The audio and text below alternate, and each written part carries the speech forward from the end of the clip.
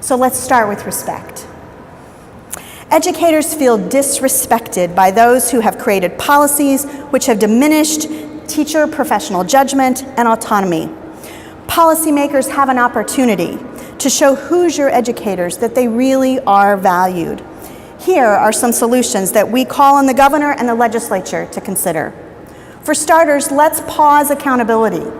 ISTA has been calling for this pause for some time. This is a perfect example of the disrespect that is demonstrated towards educators in this state. We have been calling for this pause for some time, and now policymakers, nearly 2 years later, have begun to recognize its importance.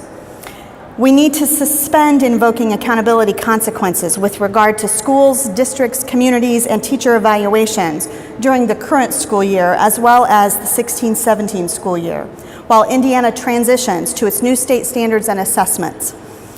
Additionally, we need to restore collective bargaining for the issue of days and hours worked.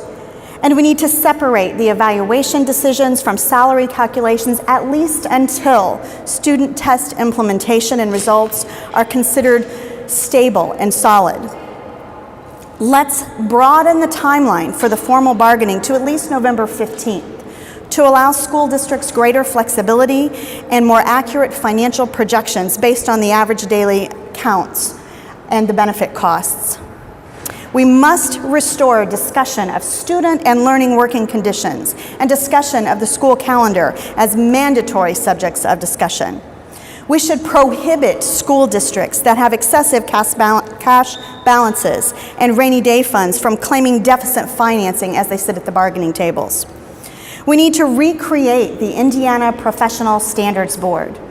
You know, there's one common characteristic that many professional bodies of practitioners in any particular profession often have, a group that oversees the profession. We want a group that oversees the profession by creating and overseeing the creation of standards, enforcement of the standards, and administration of licenses, like initial rewarding of licenses, renewals, and even revocations. Lawyers have their respective bar associations, physicians and nurses have licensing boards. Why can't teachers have their Indiana Professional Standards Board?